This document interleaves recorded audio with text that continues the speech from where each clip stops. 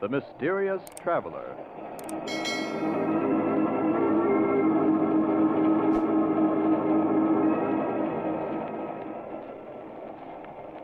This is the Mysterious Traveler, inviting you to join me on another journey into the realm of the strange and terrifying. I hope you will enjoy the trip, that it will thrill you a little and chill you a little.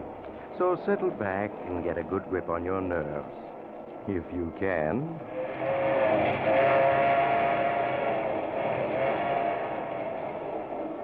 Where are we going? We're going to call on Edward Farrington and his three sisters, a little family of four who love each other devotedly, and whose story I call The Symphony of Death.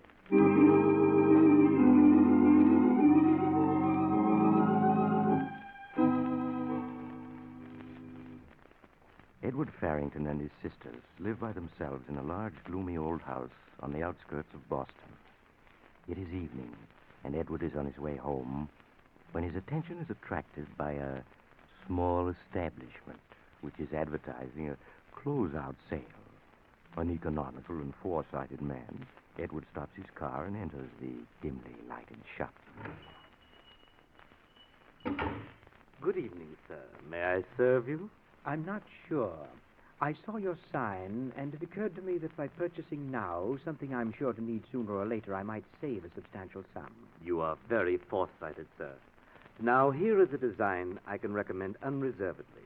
A simple white column, yet cut from the finest Carrara marble. I see. The angel on top is of a single piece with a shaft. It can never be dislodged or separated. In every inch, in every line, it expresses dignified grief. Yes, I agree with you, but I'm afraid it's too expensive.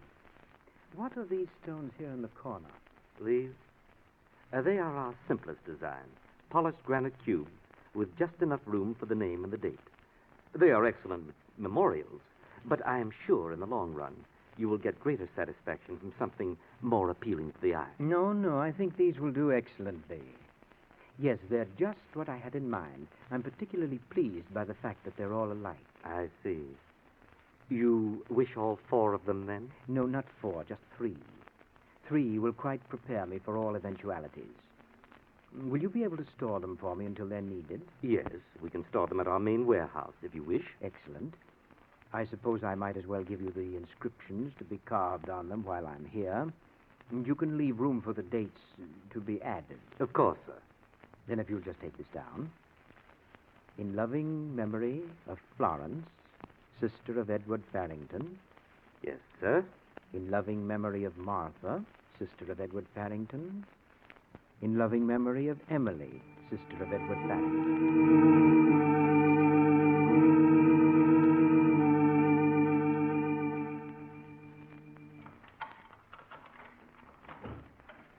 Edward, is that you? Yes, Emily. Oh, you're all wet. Yes, it's beginning to rain. Let me help you with your coat, Edward. I'll hang it up for you. Now, Emily, please don't fuss over me this way. It makes me nervous to be poured at. But I just want to help you with your coat. I can hang it up by myself. Emily, is that Edward? Oh, Edward, you're late. We were worried about you. I'm here, and I'm perfectly all right, Florence, as you can see. Now, is dinner ready? Oh, yes, Edward. Martha has everything ready. Martha, Edward's home. What? Oh, it's you, Edward. Well, we were worried about you. Martha, I've told you not to worry if I'm a few minutes late. Well, I suppose we just can't help it, Edward. Now we'll eat. And perhaps after dinner you will play the piano for us. Oh, will you, Edward? Please say yes. Please, Edward. Well, we'll see. I really should work on my symphony tonight, but perhaps I can play for a few minutes after dinner.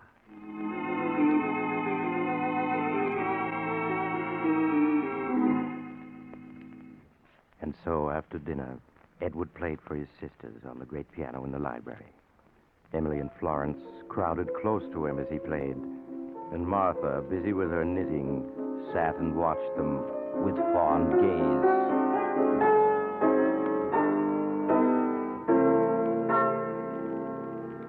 Oh, that was lovely, Edward. Please play some more. Yes, something we can sing. Well, all right. Just one more, and that's all.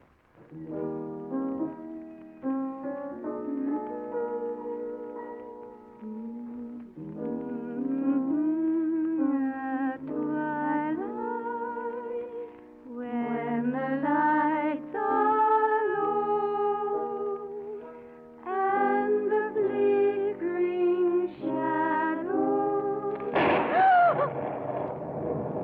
Emily, it's just thunder. You mustn't jump like that. It can't hurt you. I know, but I can't help it. I like thunderstorms. I like to watch the lightning. I think that's enough for tonight. Now off to bed, both of you. All right. Good night, Edward. Good night, Edward. Good night, Emily, Florence. Well, I suppose I might as well go to bed myself. No, Martha, don't go yet. I want to talk to you. To me? Yes. What about Edward? How old are you? How old? I'm 35. Oh, no, why be silly about it? I'm 37. You ought to get married. You still could, and you owe it to yourself. I shall never marry Edward. I promised Father that I'd look after things and keep the four of us together as long as we live. And I will. As long as we live. But perhaps we'd be better off if we weren't together. You can't mean that. But I do. I need solitude in which to finish my book and my symphony. It's very distracting, you know, to have the three of you constantly hovering about me. You're just feeling blue tonight. You wouldn't be happy without us any more than we would be without you. No, we'll all be together, the four of us, as long as we all live. Well, now I'm going to bed. Good night, Edward, dear. Good night, Martha. We'll all be together, the four of us, as long as we live. As long as we all live.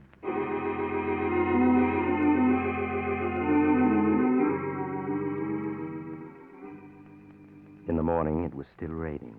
After breakfast, Edward shut himself in the library to continue work on his symphony.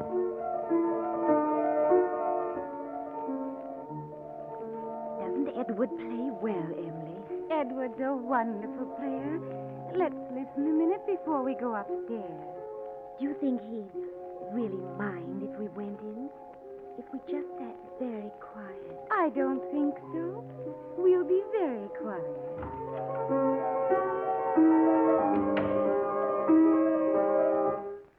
Who's there? Oh, it's you two. We're sorry, Edward. We didn't mean to disturb you. We'll go right away. No, you don't have to go. You mean we can stay, Edward? For a minute. I'm going to stop for a smoke. I'll bring you the cigarette. Oh, the cigar box is empty. Empty? Why, I was positive I had plenty of cigarettes. That's why I didn't buy any yesterday. You did have a lot yesterday. I saw them. Well, they're gone now. And I suppose I'll have to drive down the hill to the drugstore and get some more. And that will mean I'll get nothing done this morning, nothing whatever. I wish I had someone I could send for them. Edward, let me go for you. In this rain? Why, you'd get soaking wet, Florence. Well, I could take the car. Take the car in weather like this? But I'm a good driver, Edward. You once said so yourself. And I have a driver's license. You know I have. You helped me get it. Yes, that's true. Well, but... I'd be very careful, Edward. Well, you must promise to drive very slowly down the hill to town. Oh, I will, Edward. All right, then, Florence. Here's the key to the car. The old car, of course. Now, be very careful. Oh, I will. I promise I will. May I stay and listen until Florence comes back? Well, I suppose so, seeing you're here already. You don't like us to be around, do you? Sometimes I think you don't like us at all anymore. Oh, that's nonsense. It's just that I'm trying to get a great piece of music written, and you keep disturbing me. Oh, there goes Florence in the car now. She's going fast. Florence likes to go fast. And then step on the brakes. She promised to be careful. I know, but she forgets. Well, I'm sure she'll be all right. Now I must get to work.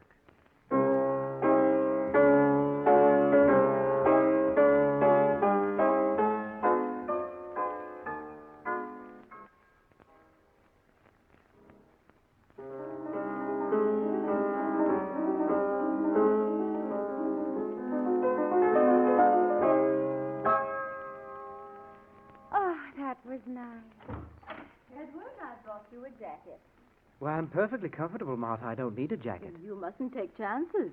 Here, put it on. Oh, all right. Emily, where's Florence? Is she upstairs? Oh, no. She's gone to get Edward some cigarettes. Gone out? In this rain? Edward let her take the car. Edward, you didn't. Martha, please don't get excited. She can drive, and she promised to be careful. But you promised never to let her drive alone. You know how she drives unless someone's with her. Really, she's a better driver than you think. There's nothing to be alarmed about. She'll be back any minute, and then... I'll answer it. No, it's probably for me. I'll answer it. Hello? Yes, this is Mr. Farrington. The police? Edward, what is it? Hush, Martha. What about my sister? She did what? All right. Yes, of course. I'll be right down. Edward, what is it? What's happened to Florence? Martha, we must all be very calm. Florence has had a terrible accident. No. The brakes of the car apparently gave way at the bottom of the hill. Florence ran off the curb and crashed into the rocks there. She was killed instantly.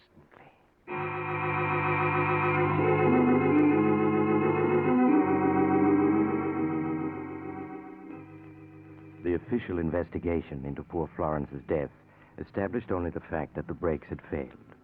But the brakes had only been checked the day before, as Edward proved to the police. Accordingly, they ascribed death to an unfortunate mechanical failure and closed the case. Edward, however, could not dismiss it from his mind so easily. Edward, you can't go on like this day after day, brooding about poor Florence's death. Oh, my dear, I blame myself for it. If I hadn't let her take the car. I know, Edward. Why don't you try to work on your symphony? It'll help take your mind off Florence. No, I can't possibly do any work on that yet for a while. No, but I have another notion. I think I'd like to write our family history. Our family history? Yes, and it seems to me that once in Mother's old trunk in the attic, I saw a lot of letters that were written to her by relatives. Are they still there? Why, yes, they are. I'd like to look them over. They might help me get started on my history. Will you show me where they are, Martha? Why, yes, of course. We'll go up to the attic, and I'll get them out for you right after lunch.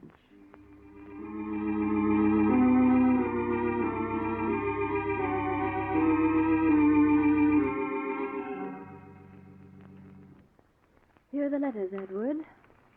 Mother wrote a lot of letters those last few years, after the doctor said she must never leave the house. Yes, I remember. How quiet and dark it is up here in the attic. We used to play hide-and-go-seek here, the four of us. Yes. Until Mother died. I've often wondered about that. She fell from one of these attic windows, I remember. She was leaning out, looking at the river, and she slipped. Yes. It was that window there. The one looking down into the courtyard. I'd like to look at it. Oh, the catch is stuck. Will you help me open it, Martha? Well, all right. There. It's almost 50 feet down to the courtyard. She was killed instantly, wasn't she? Yes. But let's close it now. In a moment. Martha, did Mother really slip and fall, or did she throw herself out? What makes you ask that?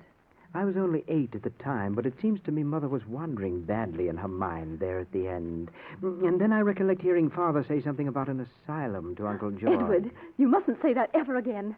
It would terrify Emily. But it's true, isn't it? Yes, it's true. Poor Mother. It's strange you calling her Mother because she wasn't really your mother. No, but I always think of her as Mother. I was only 2 when Father married her. Poor creature. Let's believe that she slipped.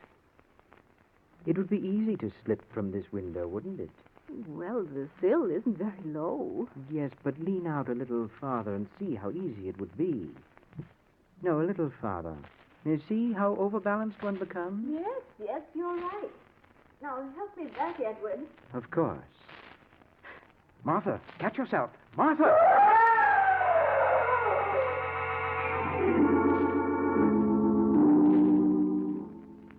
Poor Martha's tragic death, coming so soon after Florence's, was a great shock to Emily and Edward. But Edward recovered from the tragedy somehow after a few weeks, and as though determined not to let it upset him, spent many hours a day at his beloved piano, working on his projected masterpiece.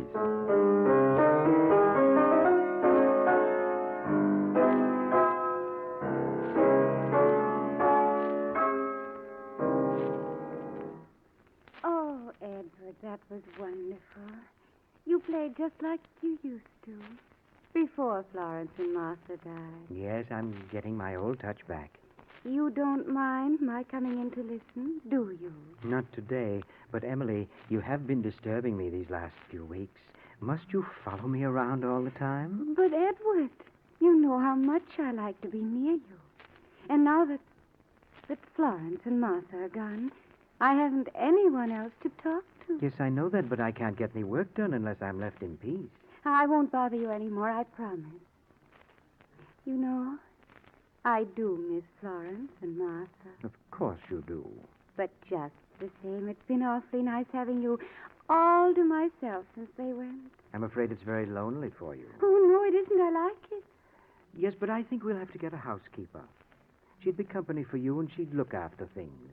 In fact, I'm going into town to interview a housekeeper today, a Mrs. McDonald. You'd like to go with me, wouldn't you? Oh, yes, Edward. We'll take the car and have a nice drive at the same time. Oh, that'll be fun. Now, how would you like to go out and get the car started for me? Get the car started. Yes, I have to tend to a few things before we go, and the motor needs to warm up. It's not working very well. Oh, Edward, do you think I could start it? Of course you could. Just turn on the switch and step on the starter, and then let it run until it's good and warm. All right, Edward. May I have the key? Yes. Here you are. Now, this is the ignition key. Mm-hmm. And use the little side door to get in. I'll unlock the big doors when I come out. I can pretend I'm driving it. Will you be long? No, just sit in the car and wait until I come. All right, Edward.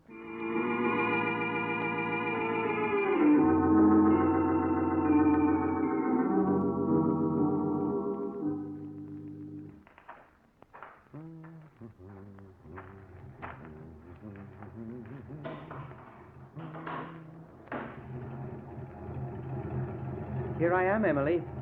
I took longer than I expected. I hope you hadn't been sitting here with the motor running all this time. Emily! Emily!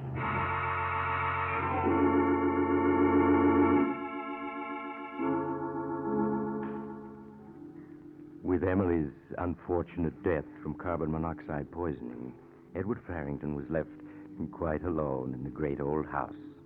His neighbors saw little of him, though they could hear him at his piano for many hours each day. They knew, however, that a week after Emily's funeral, he hired a housekeeper, Mrs. McDonald, to take charge of the house for him. Now, Mrs. McDonald, this is your first day, and before you start, I'd like to explain a few things to you. Of course, Mr. Farrington. As you know, I've suffered the tragic loss of all my sisters in the past few months. Oh, yes, sir. A great sorrow it must have been. But they do say tragedies come in threes. Indeed, they seem to. But I'm sure I'll be quite comfortable now with you to look after me. I surely hope so, sir. I'm certain of it. Now, I'm a rather moody man, and I'm working upon some music for which I have great hopes. Yes, sir.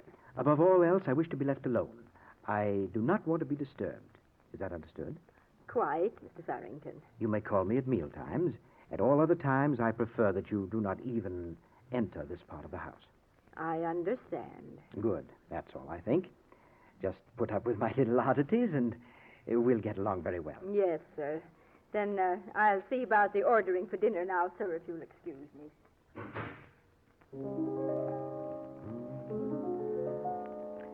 Now, let me see. The second movement needs touching up, so perhaps I'd better...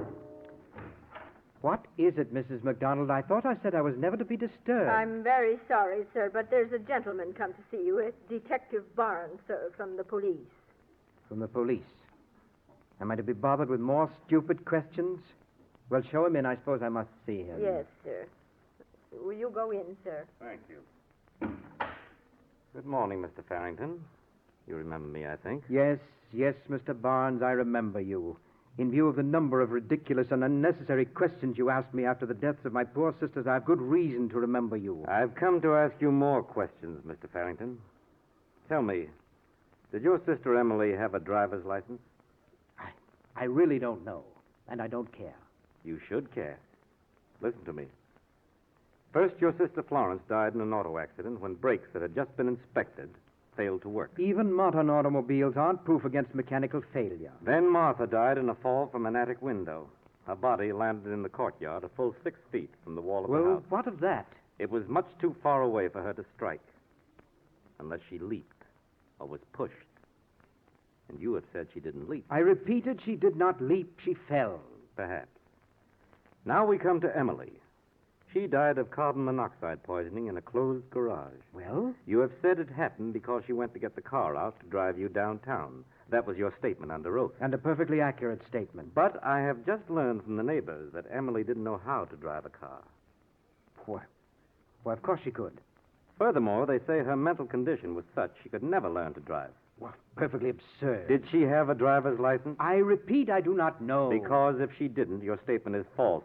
And if any part of your statement proves false, Mr. Farrington, I trust I make my meaning clear. Mr. Barnes, you can't show one jot of evidence to back up your ridiculous suspicions. Any court in the land would laugh at you for them. I can show no direct evidence. But there is such a thing as circumstantial evidence. You haven't even any circumstantial evidence. I have a world of it. The brakes on your car failed, and you are an amateur mechanic. Well? Martha's body falling so far from the building that she must have been pushed. Mere conjecture. Finally, Emily dying in a car she couldn't drive, though you have said she was going to drive you downtown. And she was. You've done nothing but build a tissue of fantastic suspicions. A jury will take them more seriously, especially when they learn that just before the first death, you bought 3 tombstones, one for each of your sisters. That shows what you were planning. It shows nothing. It was a sale. I was merely being foresighted. Then, Mr. Farrington, why didn't you buy 4 stones? One for each of you. I refuse to discuss the point. There was no reason for me to kill my sisters. No normal reason, perhaps. Though now that you are alone, you are living very comfortably on the income from your father's estate. Indeed. Furthermore, Mr. Farrington, I have checked on your family history.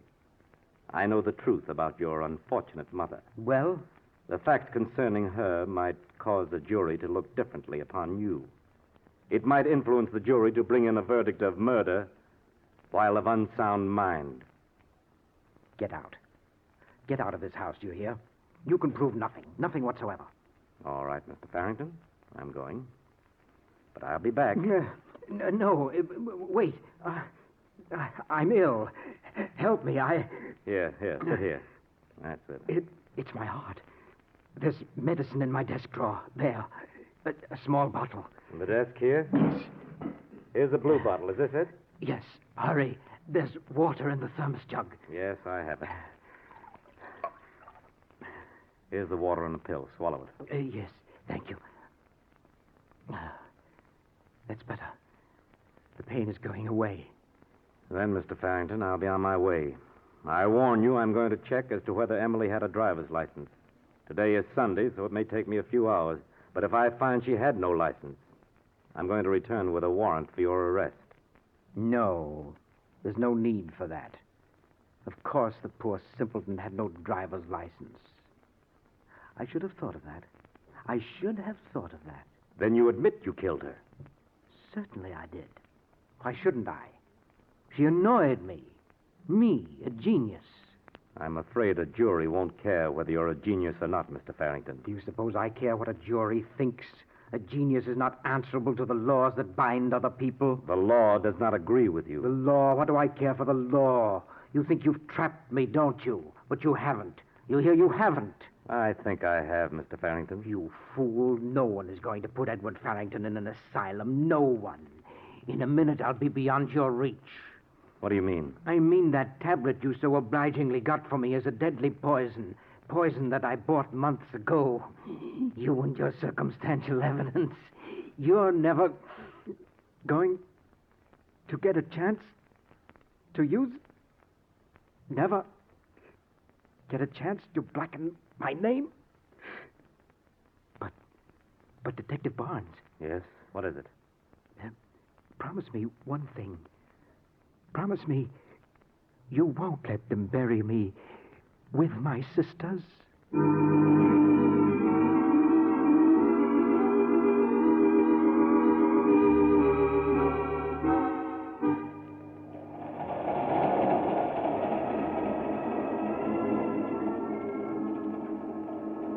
this is the mysterious traveler again. Did you enjoy our little visit with Edward Farrington and his three loving sisters? You know, perhaps Edward made a mistake after all when he didn't buy a fourth tombstone. By the way, do you live in a gloomy old house with three sisters who love you so much you can't bear to have them near you? Well, if you do, I'd advise you not to be too drastic with them. You might find yourself buried right beside them, as Edward was. I know another man who... Oh, you're getting off here. Well, I'm sorry. But I'm sure we'll meet again. I take this same train every week at this same time.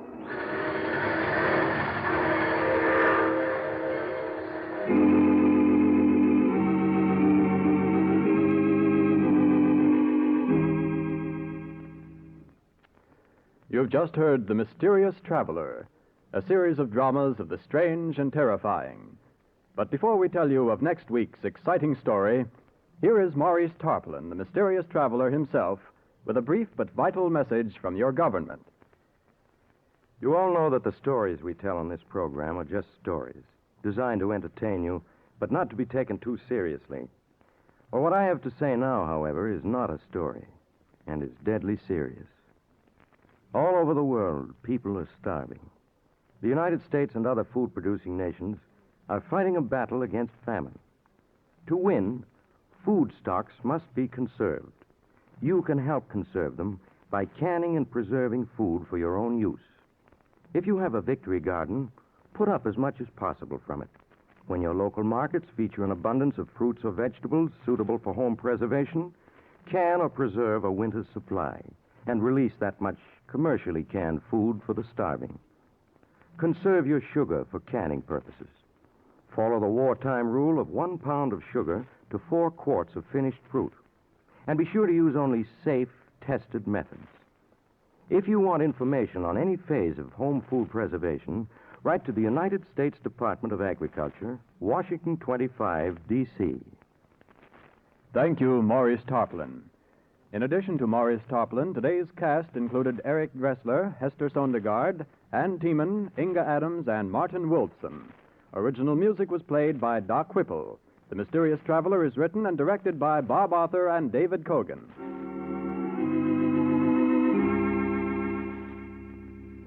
Listen next week over most of these mutual stations to a tale titled As I Lie Dying. Another Tale of the Mysterious Traveler.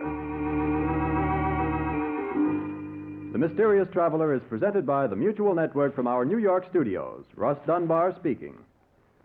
Stay tuned to this station for another exciting crime drama, True Detective Mysteries, which immediately follows station identification. This is the Mutual Broadcasting System.